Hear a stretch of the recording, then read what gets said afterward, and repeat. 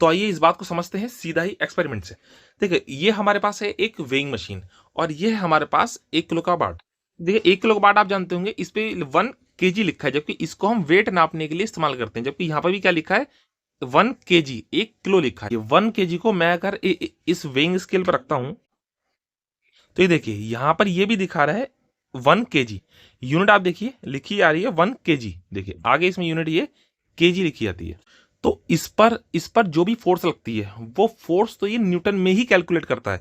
यहाँ देखिए इसके पीछे इस तरीके से ये सेंसर्स होते हैं, ये सेंसर फोर्स को मेजर करते हैं, कितना फोर्स इनके ऊपर एग्जर्ट किया जा रहा है। और ये फोर्स एग्जर्ट होने के बाद इन टोटल चारों सेंसर से जितना ही फोर्स आएगा वो फोर्स को कैलकुलेट कर लेंगे, और वो फोर्स को कैलकुलेट करने के बाद उसको डिवाइड किया जाता है हमारा एक्सेलरेशन ड्यू टू ग्रेविटी यानी कि जी से, यानी कि 9.81।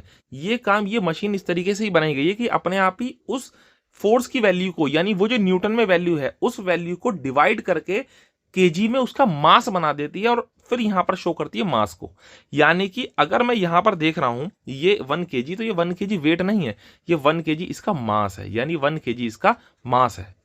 और ये भी मशीन जो 1 केजी दिखाती है, तो यहाँ जो केजी लिखा आता है इसका मतलब यह है कि ये जो केजी लिखा हुआ आता है इसमें, ये केजी इसका मास दिखा रही है, यानी जो भी इसके ऊपर ऑब्जेक्ट रखा गया है उस ऑब्जेक्ट का क्या मास है वो ये मशीन बताती है। अब सवाल होता है कि फिर यहाँ पर चलो मास है तो मास क्यों इस्तेमाल कर रहे हैं, या इसका जो नाम है वो मास मशीन क्यों नहीं है, या इसका नाम वेइंग मशीन ही क्यों है?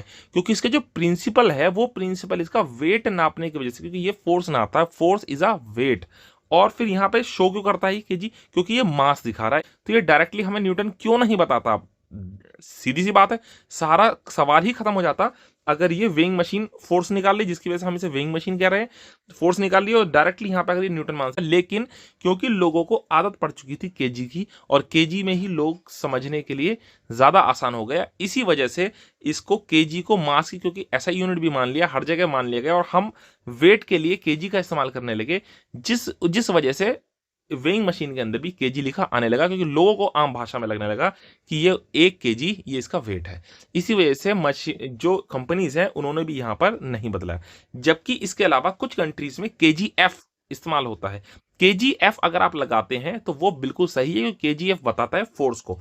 लेकिन ध्यान रखना, जैसे ये 1 केजी हम बोल रहे हैं तो ये गलत है, लेकिन इसको अगर हम 1 केजीएफ बोलेंगे, यानी वो फोर्स जो कि 1 केजी मास के द्वारा लगाया जाता है, 1 केजीएफ, जो कि पाकिस्तान, नेपाल, बांग्लादेश, ये देश अक्सर इस्तेमाल करते थे पहले। हालांकि इसको अब इंटरनेशनल यूनिट नहीं मानते हैं, तो इसको अब बंद कर देना चाहिए। तो कुल मिलाकर आपको पता लगा कि यहां पर केजी से लिखा आता है क्योंकि ये मास दिखाता है, और क्योंकि इसका प्रिंसिपल जो है वो बाई वेट पे काम करता है, इसलिए इसका नाम वेइंग मशीन कहलाता है। तो अगर अब हम बात करते हैं कि ये जो 1 केजी अगर मास है, तो इसका मतलब है कि ये इस मशीन पे कितना फोर्स लगा रही होगी।